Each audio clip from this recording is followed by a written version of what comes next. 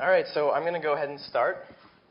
So first, a quick background about myself. I'm a PhD student in EECS at Berkeley, and I've spent about 3 or so years working in the PARLAB, and more recently I've spent most of my time working in the AMP lab, which is another lab at Berkeley, similar to the PARLAB, that focuses on distributed systems, large-scale machine learning, and cloud computing.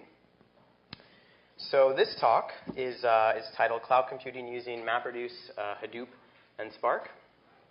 So I guess I'll start by saying why this talk. This has been a boot camp on parallel computing. So why is there a talk in cloud computing thrown into this as well? Well, I mean, the first reason is because they asked me to do that. That's why there's really a talk here. But at some point, you're going to have enough data that you're not going to be able to do all the parallel computation you want to do on a single machine. So you're actually going to want to run it across multiple machines.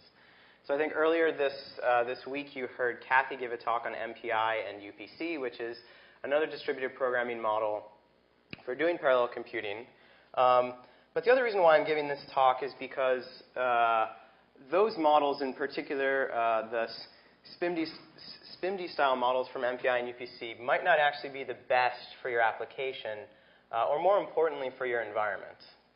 And I'm going to come back to these two points a few times throughout the talk to try to drive home why there is a little bit of difference in cloud computing, why some of these new frameworks are being developed. Okay, so I figured I had to have a what is cloud computing slide with a cloud and a bunch of terms in it, because well, that's kind of what a lot of people think of cloud computing. It's this very amorphous thing. It's got a lot of buzzwords associated with it, and nobody really knows exactly what cloud computing is. So I'm going to give you some definitions, and then I'm going to return to a few of these buzzwords that I think do a good job representing to me why cloud computing is interesting and what's new about it. So when we talk about cloud computing, when we refer to a cloud, we're really talking about these huge companies that are running large internet services on tens of thousands to hundreds of thousands of machines. These are companies like Amazon, Google, Microsoft, Facebook, Twitter. And cloud computing, we're specifically referring to services that are being offered by these companies for pay, and sometimes for free, that external third-party customers can use. So a lot of you have probably heard about Amazon EC2, where you can buy virtual machines by the hour. Amazon S3 is a simple storage, so you can store data. Google App Engine is actually free up until a certain quota, and then you can start billing depending on how much traffic you get. And then Windows Azure, where programmers actually program against a specific API and then launch their programs on the Azure cloud. Okay, so those are kind of some definitions, but to me, what's interesting about cloud computing is some of the buzzwords that I like to associate with cloud computing are these. The first is virtualization. One of the reasons why cloud computing got so popular was, if you remember, we sort of went from, okay, you co-located some of your servers maybe some places if you were a small business. Then you had hosting providers, and the hosting providers ran your web servers and your databases, and all you had to do is FTP some data, and compute and storage kind of just happened. And now we've gone back to the place where it's kind of like you have a co-located server again, except it's just a virtual machine, but you're doing all that stuff again yourself. So the other thing that I think is a huge characteristic of cloud computing is that it's self-service, that you can go on with your own personal credit card, you can buy cycles, and it's pay-as-you-go. You don't go and you say, okay, I need to provision 150 machines for the next 3 weeks because that's how long I think I'm going to be running these jobs in the cloud. You buy the services while you use them, and then you return them. And the last bit is that there's a lot of incentives here for both providers and customers. The first is that the providers can actually sell unused resources. I don't know if this is myth or not, but they've said that the amount of resources that Amazon needs to handle Christmas time is so great that they have to have those resources that during, say, the middle of the summer when people aren't buying as many things from Amazon, they have so much slack resources that they might as well sell those resources to somebody. because they're just not using them. And for the customer, small businesses, entrepreneurs, startups, academics, researchers, they don't have to put the upfront costs to actually build a data center. They can just buy some servers. Or buy servers. They can just rent these resources on the cloud, run their computations, and when they're done using them, they're done. So there are a few other bits of cloud computing, though, that some buzzwords that I think are not necessarily true. The first one is infinite scale. This is an email that I was a part of. I blocked out everybody else. There's really just the first sentence that I want to bring you to. So cloud computing is all about I can provision however many resources I want whenever I want. And the first sentence says, I'm not sure if anybody from the Rad Lab has been in touch with you about this, but a big paper deadline is coming up. And several projects in the Rad Labs are using EC2 extensively, and we're hitting our limit. So yes, when you use these services, often if you've got deep enough pockets, you can scale very, very large ways. But in many times, you still need to actually get those limits set up in place. So you can't just scale infinitely. And the last bit is that cloud computing is always available. So in April, Amazon EC2 had a major outage for 2 days that affected a lot of services. Foursquare, Quora, Reddit, a lot of these services were actually down during this outage. And then they had another recent outage about a week ago. So they're not always available. Sometimes they actually do fail. One funny thing about this to me is Foursquare decided to use Twitter, another always available service, to actually tell people that, hey, their service is down and to bear with them. And the other thing about cloud computing is that it's really a moving target, which is to say that in 2008, most people were going to Amazon EC2 and they were renting virtual machines. They were buying infrastructure as a service. And more people are actually buying platforms or software as a service. And the reason for this is really that it's still hard to manage lots of machines. It's still a pain in the butt. Whether they're actual physical machines or a bunch of virtual machines, it still work. And the last bit is these are still distributed systems. Programming with failures is hard. And so if there are higher-level frameworks or higher-level abstractions that people can actually use, i.e. moving from virtual machines to platforms or software as a service, then there's a lot of value in that. So related to those two challenges, one of the ones that I'm going to focus on in this talk is in this environment, and again, this goes back to my original talk, original first slide, why this talk. In the cloud environment, the nodes are cheap commodity nodes, which means they fail. If one node's going to fail every 3 years, when you put 1,000, you're probably going to have a mean time between failures of about a day. So you're going to lose nodes, and you have to have programming frameworks which can deal with that.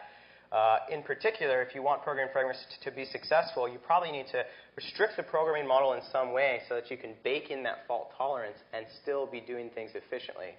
And this, I think, is a bit of art. It's a bit of actually figuring out what's the right programming model so people can express things, but they can also deal with the failures. And then the other bit is that in this cloud environment, the commodity network is what's used, so it's low bandwidth, which means you have to create programming models which are going to think about pushing the computation to the data rather than pulling all the data, teaching the machines that you actually want to do computation with. So thinking about these programming models and these programming abstractions, if we think about MPI in the cloud, of course you can run MPI in the cloud. You can get your EC2 virtual machines, and you can set up your MPI ring, and you can just go, and all will be fine. But you really have to deal with fault tolerance. And in most MPI distributions, this is not a standard thing that works great. And the other bit, so a lot of people have recently been doing a bunch of work with restart checkpoint. I know up here at the lab, there's the restart checkpoint work that's been going on. But this needs to be replicated. This needs to be pretty sophisticated to actually work well in a cloud environment. And the other part about running something like MPI in the cloud is how you deal with communication.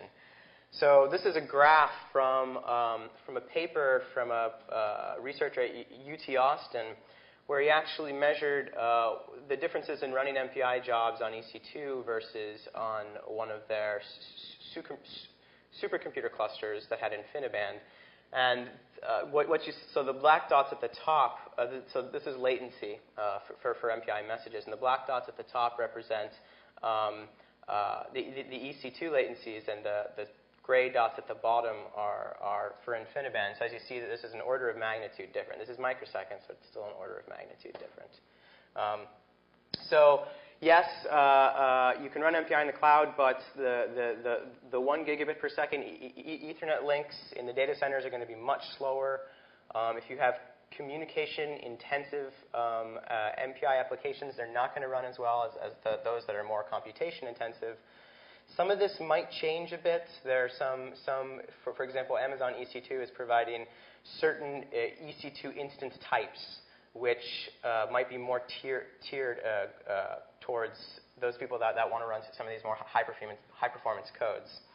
So that might change a little bit, but it's not going to be the same as your supercomputer environment. So what that hopefully is bringing us into is that we do need some new programming models for this cloud-like environment. And what are those, and how can we use those? And that's what this talk is all about. So the first that I'm going to talk about is MapReduce, because it's really the programming model, the programming framework that sort of catalyzed this desire to build a bunch of these frameworks. And it's all about a programming model for clusters of commodity machine. It was created by some engineers at Google, where they used it for many, many tasks, processing up to 20 petabytes of data per day. And over the past couple of years, it's been popularized by the Apache Hadoop project, which is a project that started with some engineers in and around Facebook, and now it's used by many, many companies to do lots of things. So as I mentioned, Google uses MapReduce for building up their Google search. Yahoo uses it for spam detection and index building. Facebook uses it for ad optimization, spam detection, lots of stuff. In research, it's also been used many, many places. Park has used it for doing certain analyses. CMU is doing it for natural language processing stuff. Bioinformatics is becoming a big user of Hadoop, so forth and so on. And your application here. This is a boot camp on parallel programming. So hopefully by the end of this, you'll be able to do some parallel programming using MapReduce or other frameworks. Okay, so the outline for this talk, I'm going to talk about MapReduce in a fair amount of detail. I'm going to give some examples of MapReduce. I'm going to talk about Hadoop, which is an implementation of this MapReduce programming model. And then I'm going to talk about a few programming models beyond Hadoop, beyond MapReduce, and in particular, one programming model I'm going to spend a little bit of time on is Spark, and then I'm going to wrap up. Okay, so the goals in actually developing the MapReduce programming model are really twofold. The first one is that they wanted to make sure that they fit in this new cloud environment, which meant commodity nodes. They're cheap, but they're unreliable, low bandwidth commodity network, and they want to be able to deal with faults, because there's going to be a lot because of these commodity parts. And the other bit is scalability. They wanted to be able to do computation on huge amounts of data. This is Google wanting to index the web. It's quite a bit of data. So if you wanted to do the same computation on your, even using parallel algorithms that you might have heard about this week, on your single box reading from disks at 50 megabytes, it's going to take about 24 days. You do the same thing on a 1,000-node cluster, and you can accomplish it in about 35 minutes. 1,000-node clusters are fairly easy to come by at places like Google and Amazon, and they'll become more easy to come by more and more people sooner and sooner. So the programming model is really taken from functional programming, and it's really about the map function. So the map function in functional programming is about taking some list of some type T and transforming it or mapping it to some list of some type T out, right? So in fact, many people would say that, yeah, I'll just leave it at that. But in MapReduce, the programming model for MapReduce, the T's are actually key value records. So we kind of dive in a little bit and we say, okay, what this is really about is this is about taking a list of type key in, value in, and producing a list of type key out, value out. Okay, so this is the basic programming model. When you're thinking about all the jobs that you might ever want to run on a MapReduce cluster, think about you've got a bunch of key value pairs, a bunch of records, and you want to go from those records to a bunch of other records, and you're going to do some transformation between the two in between. Okay, So diving down a little bit further, though, MapReduce is really broken up into its two components, map and reduce. So the first is the map part. And I know I'm reusing the word map here, but this is now the map of MapReduce, not the map from functional programming. And so you implement a map function. And so for each element in that original list, of that input list, the map function is going to get invoked. And what it actually produces is another list of records, again, of these key value pairs. They're intermediate key value pairs. Okay? And then there's the reduce function. And what the reduce function does is for each key, each intermediate key, it takes the accumulated values for that intermediate key, so all of them. So that's where the word reduce comes in, right? If we think about, say, functional programming, doing a fold, which is really to reduce or an accumulate, it's kind of getting done for us here. When we write our reduce function, we get the list, all the accumulated values for the inter key. And from that, our reduce function produces the list of key value outs. So the map function goes through all of the list of key value ins, and I guess this probably works. And the reduce function ends up returning us our list of key value outs. Okay. Okay. So here is our first example, and this is more or less pseudo Python. I'm going to use that for many parts of the talk, so I hope that's okay. So here's an example of us wanting to do word count. So the key values that we're actually getting for our word count is a line number and a line. So we can imagine that we've got an input, which is just a bunch of lines. And for the sake of having both a key and a value, we make the key the line number, and we make the value the actual line. Okay? And what we're doing here is we're saying, okay, we want to count all the words in here. So what our map's going to do is it's going to split the line into a bunch of words. And then it's going to output. Remember, what we're outputting here is this key inter, value inter. For each word, we're going to output the word and then a count of 1. Okay? And then what our reduce is going to do is it's going to take, for each word, that's going to be its own key, all the values, all the accumulated values. And what it's going to output is, for that word, the sum of all of those ones. So some of you are probably thinking, well, I know that values is a list. It's giving me a list. So this is really just values.size, because sum of a whole bunch of ones is just the number of things in the list. So yes, that's really all that's happening here, because we're just outputting this 1. But I'll use this notation, because in some places we'll have values that are not just 1. We'll have other accumulated values in there. Okay, so what does this look like? Well, we have our input, and this input is logically a single thing, but physically it's probably broken up between lots of different pieces. We run our map phase. Our map phase our maps. So this is the first part where we're actually doing anything in parallel. If you noticed here, when I described my map and my reduce, I said nothing about doing anything in parallel. I just gave a map function and a reduce function. So this is the first place where the framework can actually say, okay, I'm going to parallelize this for you, because I know that you have 3 actual disjoint inputs. So therefore, I'm going to run 3 of your map functions for each of those disjoint inputs. And what does the map function generate? Well, it generates, as we saw, the word and the count 1. And then some magic happens. And the magic is what's called the shuffle and sort phase. Okay? And I'm going to talk about this in just a sec, but I want to walk through the whole example. After this shuffle and sort phase occurs, the reduce function gets called. And remember, our reduce is taking just this key in this list of values. And in our case, all that we were doing is just omitting that and the size. So we do that here. This reduce says, oh, yes, of all these things, I see 1, 2 browns. Okay, brown is 2. I see 1, 2 foxes. Okay, fox is 2. Likewise, this reduce is saying, oh, I saw 1, 8, 1 cow, so forth and so on. Okay, now back to the shuffle and sort phase. So in actually generating this output, you notice that there's 2 reducers. Okay? So what that means is that all the reducers, because we need this accumulation to work for us, all of the, for the key the, we need the list of all the possible values, which means we need to route for a key all of its possible values to the same reducer. So that reducer, when invoked, gets the key and all possible values. Okay? So this, you should be thinking, is trivial if we have one reducer, right? Because we send everything to that single reducer. And then, of course, that reducer is always going to get, for some key, all of the values.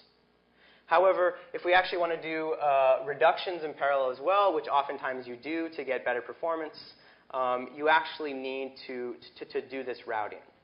So this shuffle and sort set actually, based on a partitioner, decides how to partition the output from the maps and route them to the appropriate reducers such that those reducers get all of the values for a particular key and can produce their thing.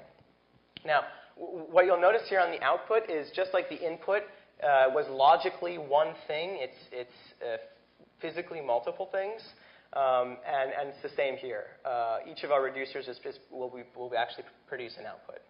And these files could be gigabytes in size. It could be huge. Okay.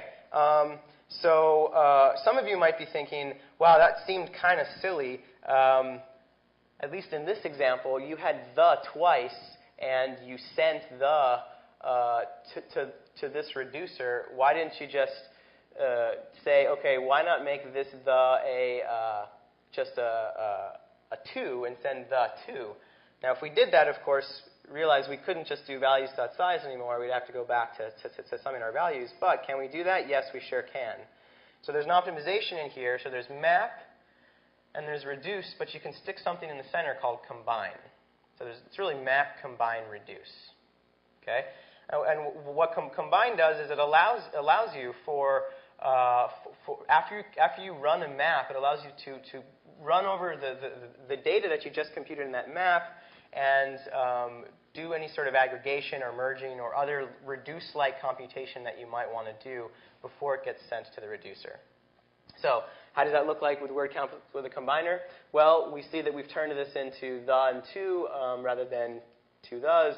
It gets sent to the same reducer. We get the same output. Again, this is where we can't just be doing values.size. This is where we actually need to be summing the values that came because this is now 2, not 1. Okay. So I'm going to talk about a few of the execution details of actually running MapReduce. One of the first ones is that the data is actually stored on the compute nodes. So in a typical MapReduce cluster, when you go to actually read this input data, and when you go to write this output data, you're actually reading and writing on the same machines that you're doing the computation. So the framework actually takes advantage of this, and it says it decides to schedule its tasks, its map tasks, on the same node, and its reduced tasks for that matter, on the same node or as close to the node where the data that it actually wants to do any computation on is located. Okay? And the reason for this, again, is because we have this commodity environment, and we don't want to add too much data around. We want to ship less data around. Okay. Another key important part of MapReduce is that the mappers actually save their outputs to local disk before they send the data from the map to the reduce. So on each of these machines where the map ran, this information gets saved. And the reason why that's really important is because it allows us to do efficient fault recovery when the reducer crashes. And it also allows us to do this routing of keys to reducers, as I mentioned, more flexibly. Okay, so really the way you should be thinking about this is I've got a cluster, I've got this driver, this main master part of the program, and when it wants to actually run some of its tasks, it says, well, where are the blocks, the input blocks that I want to run for my task? And it says, okay, well, these are the blocks I know about on the cluster. It says, okay, great, these are mine, so I'm going to send certain tasks to the machine with block 1, and certain tasks to the machine to block 2, and certain tasks to the machine to block 3. Now, when a task actually fails, we've got lots of options. The first is we can say, oh, okay, if this is a map task, a map task has no dependencies, so I'm just going to go ahead and I'm going to rerun this on some other machine. If it was a reduce task, okay, no problem. I don't need to rerun the map. I'll just go and find out where the map for this reduce had actually put its data, and I'll go pull the data from that machine. That's, again, because of what I mentioned where the mappers actually put the output on the machines. If that machine is also gone, well, then I might have to rerun the map. But I can always do that. It's slower, but I can always do it. So that's correct. It's completely sufficient. OK. Now, realize that I just mentioned that you might be running the map task multiple times. In fact, you might be running the reduce task multiple times. So a key aspect of the MapReduce programming model is that your user functions must be idempotent and side effect free. Because they're going to be run multiple times, they must satisfy, because they might be run multiple times, they must satisfy this criteria. OK, so if a node actually crashes, all right, well, I can just relaunch all of the tasks that were running on that machine on another node. And again, as I mentioned, if I had stored some map output data on one of those machines, then I'll have to rerun that map. But I can always do that. OK, finally, if a task is going really, really slowly, for example, let's just, a machine is starting to fail, or for some reason that machine, somebody launched a task which is just running wildly and consuming all sorts of resources, and the other tasks which are running on that machine can't get enough resources to run. What we can actually do is we can say, all right, let's go ahead and let's run some speculative tasks to deal with these straggler tasks. So we can run multiple maps of the same function, and whoever finishes first, we can just get that data out to the reducer, and then they can go from there. So again, this assumes that if I run the map multiple times, I'm going to get the same output. So no matter which one I pull the data from, I'm going to get the exact same output. OK, so the big takeaway of MapReduce is this. To deal with this cloud environment and to scale to really large amounts of data, we restricted the programming model, and that lets us do interesting things. We can easily parallelize the computation into tasks. We can put the computation as close as possible to the data to deal with the fact that our network links are slower.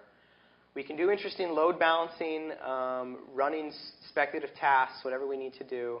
And we can also easily recover from failures and stragglers. And when I say easily, I mean conceptually very easily.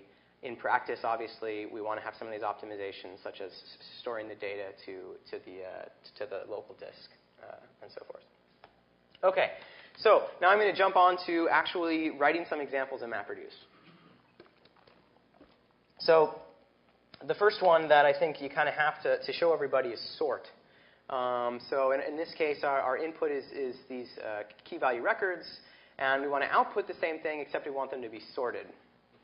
So the reason why you got to show this one first is because the map function that you write does nothing. It just takes your key value pairs and it just puts them out. So in this case, you can imagine it's just going to take whatever words I have and it sticks them out. And the reduce function is also doing absolutely nothing.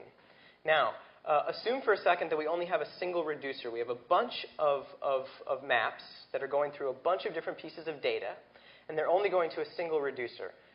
If all we're doing is emitting out the keys, which are the things we're trying to sort, we will get a sorted list at the end. So why is that? So recall that shuffle and sort step. So in the process of actually deciding how to route the keys to the reducers, in this shuffle and sort set, the implementations of MapReduce actually do the sorting for you. So when your reducer runs, your reducer gets its keys in sorted order. Okay? So what that means is that if we have a single reducer, and all the reducer is the identity function, all it's doing is just taking the key out and writing it to disk, that means that we will have a sorted, we'll have done sort. So sort is almost a no-op in this system with a single reducer. Okay? With multiple reducers, each of the output partitions will be in sorted order, again with just the identity function. However, what we need to do in this case is we need to use a new piece of the MapReduce model, which is called a partitioner that I mentioned, which describes how you actually do the routing of the keys to the reducers. And in particular, we want a partitioner that says if the lexicographical ordering of key 1 and key 2 is thus, then the partition of key 1 and partition key 2 should meet the same criteria. Okay, so I'm not going to talk any more about partitioning in this talk. Know it exists. You can use it for sort. You might want to use it for other things. For example, if you're trying to do graph computations, you might want to write a partitioner such that you put all vertices of a graph onto the same reducer. Okay. All right. So the second example I'm going to talk about is search. So in this case, our input is going to be a file name and a line. Now, the way that you actually get input, I've kind of glossed over this a bit, but you can actually write code to describe how input is actually read from the disk, converted in slight ways, and then given to your mappers. There's a few default ones you can use, but I'm just going to gloss over it and say, imagine that we wrote a special input reader so that we took just a file which has a bunch of lines in it, and we turn that file into these key value pairs of file name and line. You know, in some instances, we might turn it into key value pairs of line number and the actual line, the text of the line. Okay, so how does search work? Well, what we really want to do is we want to output the lines matching a given pattern. You can think of this kind of like grep. So what does our map do? Well, it gets one of these file name lines, and it says, OK, if line matches the pattern that I'm searching for, I'm going to go ahead and I'm going to output that file name and line. And then the reduce, again, is just the identity function. I got everything I wanted. All that I wanted was just the lines that matched. I do the match. The reduce just prints them all out for me. OK? Inverted index. Now it's starting to get a little bit more interesting. This is what Google originally used MapReduce for. So in this case, we're going to get file name and text, and so this is all of the text for well, it doesn't have to be, but we can imagine this is all the text for this file name. So so we've got a huge corpus of documents, and we're going to do map on each document, and we're going to say for each word in that document, we want to output the word and the file name that that document, I'm sorry, the file name that that word is a member of. Then we actually want to use a combiner to remove duplicates, and I'll explain that in just a sec.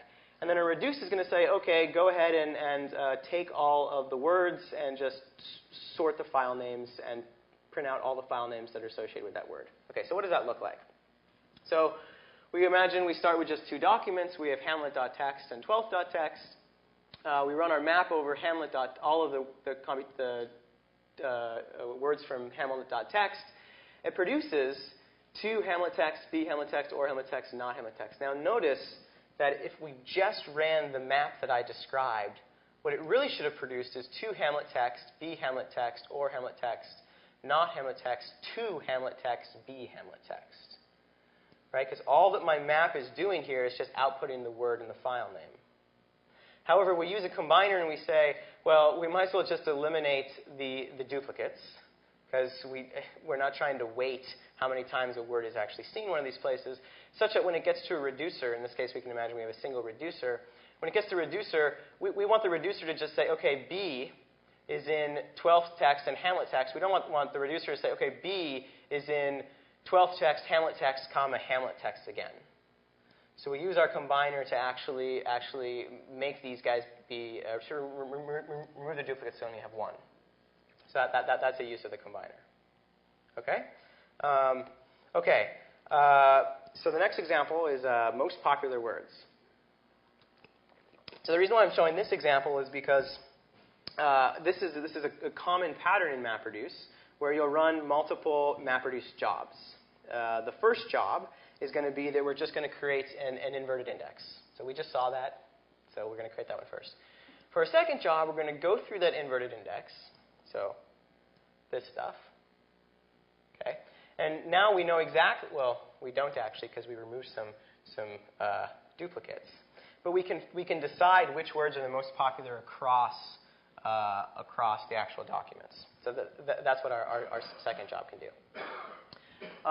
So the other reason why I wanted to mention this example is because there's two optimizations that we can actually do here to speed this up. The first is we can omit word in one. We can ignore the file names. We can just do counting again. We don't have to match in the file names. The second one, though, which is really common in a lot of Hadoop jobs, is in a lot of these examples, there's not actually that much data, but we can imagine that, say, this is all of the data from the Library of Congress. In which case, maybe we're just trying to compute some what we think is the most popular words. We don't really care about being that accurate. So we can actually kind of run a job 1.5 where maybe we don't read as much of the actual data that's been emitted from the previous job. So this is another common thing that happens a lot in Hadoop, is people do take some sort of sampling techniques. Of course, if you're doing certain scientific calculations, maybe sampling is not the right thing for you, but maybe it is. Maybe it works just fine. So speaking of scientific calculations, the next job I want to talk about is is numerical integration. So this is just, we're trying to sum all the area under the curve. And the way we're going to do this is we're going to say, well, we can split this up into a bunch of really, into a bunch of sections, and we'll get the integration from each of those sections, and then we'll add them all together. Okay? So that's how we're breaking this up. We're creating a bunch of maps for each of the sections of the area under the curve, and then we're having our reduce add them up all together. So that's what our map does. It goes from, say, A plus some index, some delta. It does that. It runs the integration. And interestingly here, what it outputs is this nothing key, which is to say, regardless of how many reducers you want, I want it to all go to a single reducer. So everything has the same key, all these sums. And then a reducer just takes these sums them up again, actually doing the integration.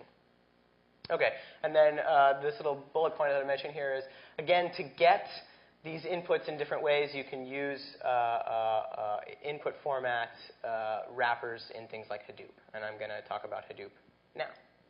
Okay, so Hadoop is an implementation of the MapReduce programming model. Your typical Hadoop cluster looks something like this. The links between the actual nodes is not as fast as the aggregation between the racks. This is some example nodes that are run at Facebook. There's 8 to 16 cores, 32 gigabytes of RAM, 8 disks. Now again, remember that these machines are storing the data.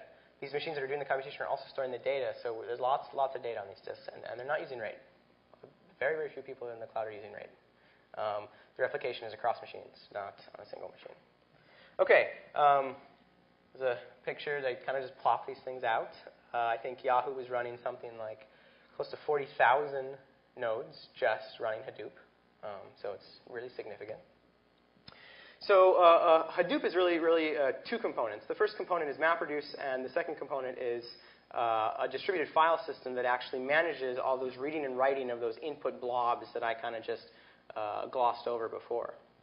So again, as I mentioned, the distributed file system runs on the same machine, and it replicates the data such that if you lose one of the nodes in the cluster, you can actually get the data for further processing of inputs or for subsequent jobs that actually want to do the processing.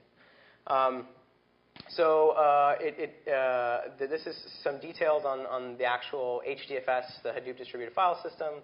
It's got a name node, which actually is basically the metadata about where all the files in the system are. The blocks get replicated, as I mentioned. Files are split up into 128 megabyte chunks. Probably the most important part here is just that this file system was really written for very large files where you're mostly doing sequential reads.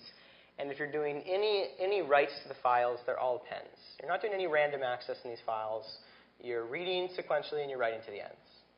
Okay? So it's a very specialized file system. So you can download Hadoop. You can go to hadoop.apache.org. You just unzip it, set Java home to what you want, and you can start running jobs right on your local machine. You can run jobs. You can perfect your jobs, and then you can run the jobs in the cloud someplace.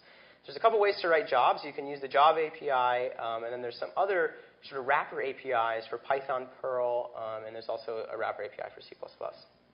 So this is an example of writing a mapper, a map in Java. So what you end up doing is you extend the MapReduce class and you implement the map class. So those that are familiar with Java, if I wanted to be more accurate, I'd write an @ override here. It's an annotation saying that I'm extending, I'm overriding the map class, which is virtual in Mapper. So as you see, we get our keys and our values. We also have this way to output the data. This is used here when we actually, so in this case, we're doing word count. So we want to go through all the lines. So this is where we split the lines. We go through each of the lines, and we say, OK, for each line, so for each word in the line, emit the value 1. So these int writables, why aren't we just putting the number 1 here? These int writables is because everything that we end up emitting when we're actually doing this in Java needs to be something that can be serialized, written to disk, or possibly sent over the network. So an int writable is a representation of an int as a writable entity. A string is always writable, so that's why this one's easy. We just write strings. And then we're actually collecting what we're saying by new text here is we're actually collecting this key value pair. Sorry, actually the text is the writable, and then the key value pair is here, these two pieces. OK, so that's all we're covering there. OK, so very similar for the reduce class. In this case, we implement the reducer, so we override the reduce function. This is, again, word count. We loop through all the values, and we just sum each value that we get from this list. So in this case, the list is not represented as a list. It's represented as an iterator. So we can iterate through all the values that we get. They've all been accumulated, read them, and then once we've summed all that stuff out, we say for that key, the total sum. And again, this int writable is so that we can serialize that information to disk. OK. So the last bit in actually writing a job in Hadoop is you have to write what's called the job configuration. So we say, OK, we're creating this job. It's called word count. Our mapper is from map class, which we just looked at a second ago. Our combiner in this case, we just say it's reduce. So we're not using a specific combiner. We're just using the same class we're using for reduce. We set our reducer class. This is how we actually say where to get the input from. So in this case, we're just going to read read a path off of the command line. This is where we actually want to write the data to. In this case, we're just going to write to a path given on the command line. And then these are actually our key out and our value out types that ultimately get written to this file that's specified here on the command line. And then we run our job. That's it. OK. So I just very briefly, again, I mentioned there's other APIs that you can use for doing Hadoop. This is one in Python. What ends up happening is the data ends up getting streamed to you line by line from your input files. So as you see here, we see for line equals sysstandard in. We don't actually get the key values here. We have to break them up if we want. And when we emit, we don't emit the key values as nicely as we did here. We have to go ahead and emit them with these tabs. So it's a little bit more work, but you can accomplish the same thing if you want to. OK? OK. So you can run it on your laptop, as I mentioned. You can also, however, use some of the services that are in the cloud for running your jobs. In particular, you can use Amazon's Elastic MapReduce. So why might you want to do this? Well, at some point, you've gotten tired with setting up your Hadoop deployments on your own virtual machines in Amazon. So why spend the time doing that each time? Why not just be able to submit a MapReduce job to the cloud and have it run? So that's what Amazon's Elastic MapReduce is all about. It's a web interface and a command line tool for actually running these Hadoop jobs. And the great thing is that it monitors the job, and when the job is complete, it shuts down all the machines for you. So real virtual machines are getting spun up for this, and you can SSH into them and do whatever else you want to do on them. But they are really just there to run your job, so when they're done, they're going to get shut down. Okay. It's got a pretty UI, so you don't even need to do that much stuff from the command line. You can actually do stuff from the command line as well. And once it starts running, it tells you it's been starting, and you can monitor it, and as I said, SSH into the machines if there's issues and so forth. Okay. So the last part of the talk, I want to talk about some programming frameworks beyond MapReduce. MapReduce is fantastic for many, many environments. But in some ways, MapReduce has restricted the programming model so much in order to deal with the cloud environment, in order to deal with the failures and the fault tolerance, that it makes programming certain things actually very difficult. As I mentioned, MapReduce is really a catalyst for a whole bunch of these other frameworks to be created. Dryad was created from Microsoft Research. It's instead of this MapReduce model, you build up a general DAG of tasks that get executed.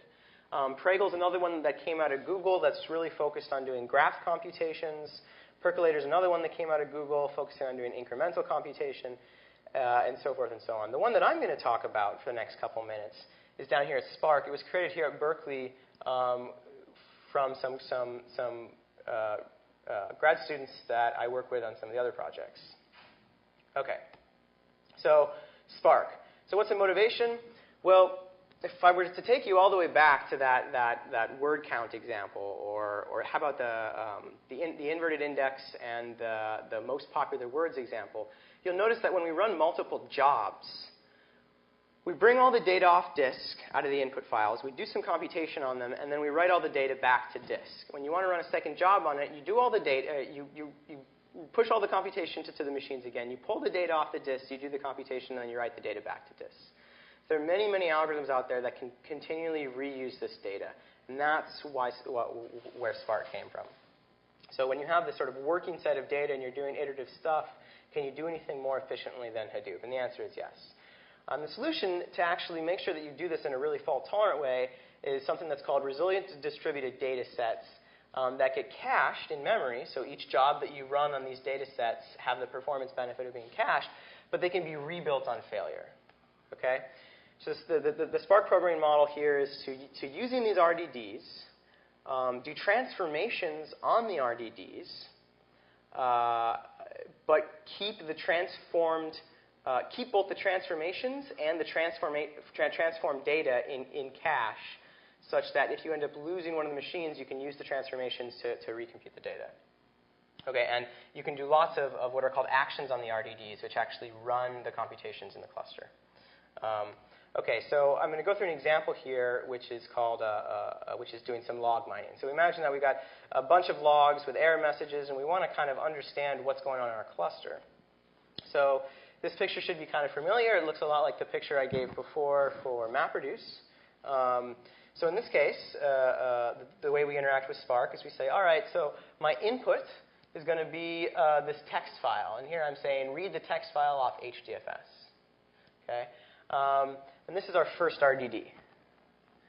And then I'm going to say, okay, now for this text file that you just read off, I want you to filter all the lines and only pull out the lines that start with error. So this is Scala syntax.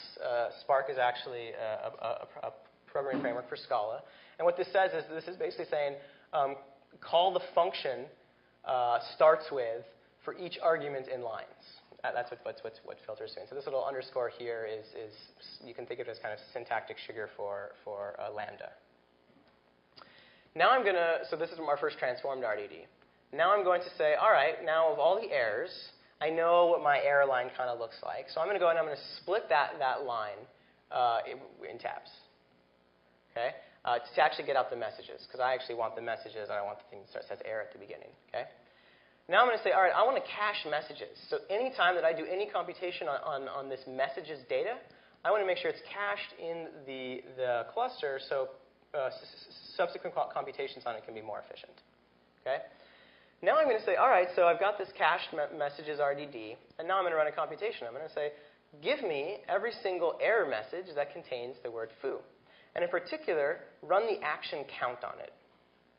So up until this point, nothing has happened in the data center. Everything is completely lazy. All that I've said is these are transformations I want to perform. This is the lineage, if you will, of how we got to the cached messages. But it's not until I actually asked for the count that any computation happens in the data center. So at this point, this is the action. The driver says, OK, well, where are my blocks of data that represent what I want to read in from this text file? Says, OK, I know where those are, so I'm going to send out tasks to actually do the computations that are representative by these transformations. Sends the tasks. It gets the results, all the counts, aggregates the results in the driver, and it can print it out. Now, at this point, because I've actually run these computations now in the data center, and I asked for some of my intermediate steps to be cached, I've got caches of what was first read and then transformed into in the cluster. So the first one, the first count maybe took, I don't know, a minute.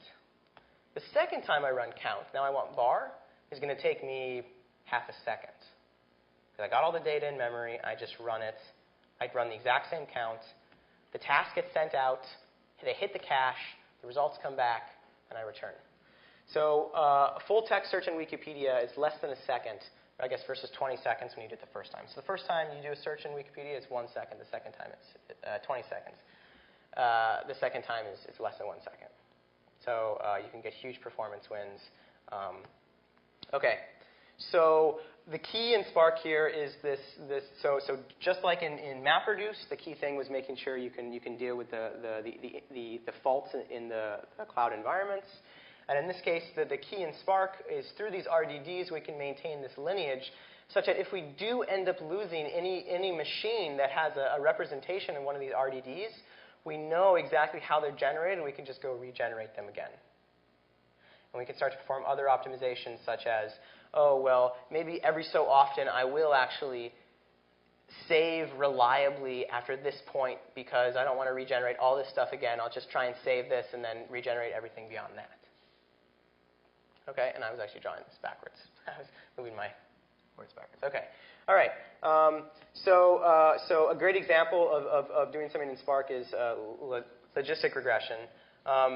So a lot of you have probably seen logistic regression. It's something that can perform fairly horribly in Hadoop using MapReduce. And the reason is because what you end up doing is you want to find a line which separates these two sets like such. But when you end up doing logistic regression is you start with some random line.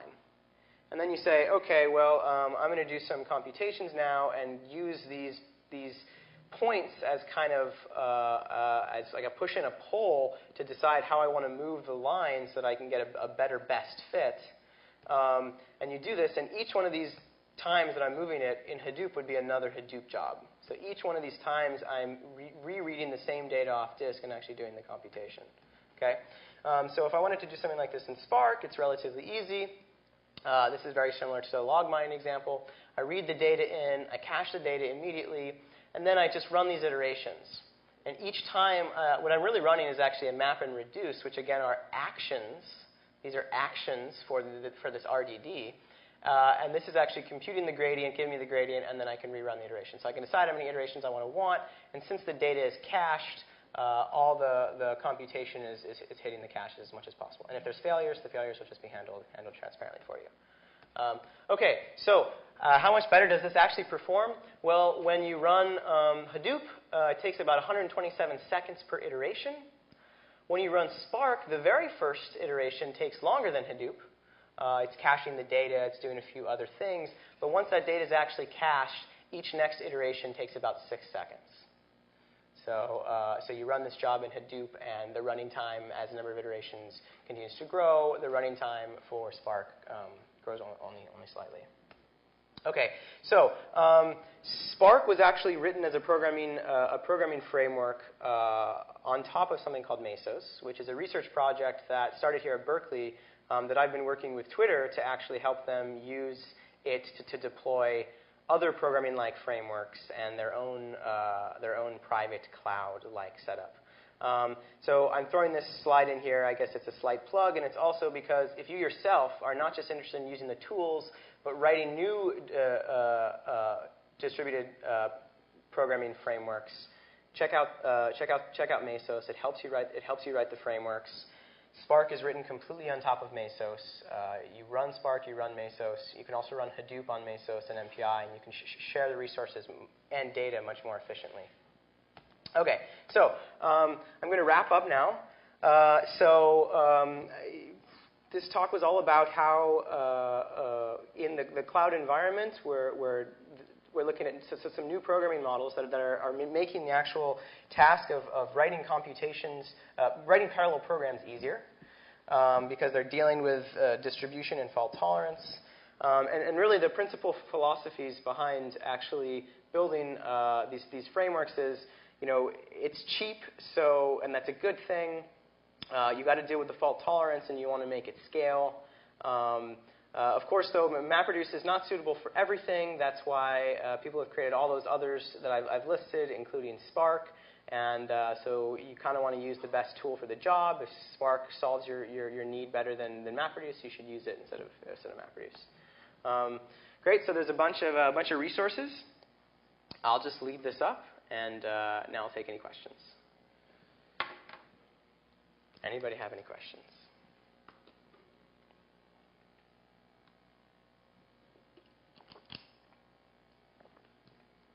Yes?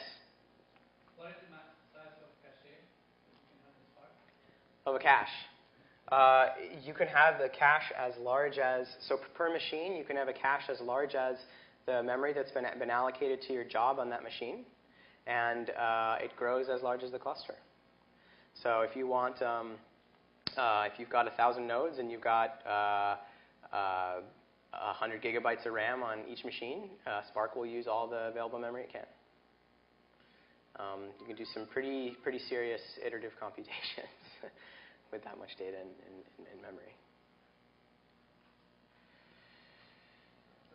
Yep. For optimization problems, thank you. For solving optimization problems, is Spark always better than Hadoop? In most circumstances, yes. Yeah. That's exactly why Spark was created. And I mean, I mentioned that it's kind of an art in designing these programming models. You pick one that you think is going to work well for your application that allows you to deal with the fault tolerance and the parallelization, but it's not going to work for everything. And then there's sort of an evolution, and we come up with some new programming models. And so Spark is kind of an evolution of Hadoop. Maybe at one point Hadoop will revisit and tweak their programming model to be less MapReduce specific and more MapReduce plus something else. And they'll cache some data. But don't hold your breath.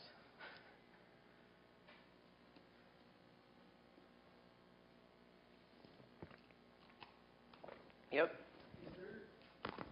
Is there any provision for security in communicating a job between your instantiation of it and these cloud services? So that's a great question. So there is, yes. Typically the way that it works is you end up creating a key, a private-public key pair, and you associate that with your Amazon account. And then you can ship data up there using this key, and that key can also be used for all the communication that goes on between your cluster that gets instantiated for your specific Hadoop job. So to SSH into these machines, they're completely passwordless. You got to have the key. You can actually use SSL for all the communication between the jobs. Hadoop actually does have encrypted communication between the jobs. Spark does not yet, although I imagine that there's nothing significant about the design that wouldn't allow some great person within the open source community to come out and put that into the system.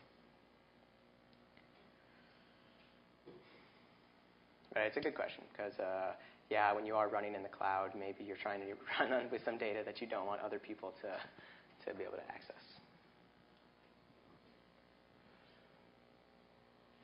Okay, well, great. Thanks so much for listening to the talk.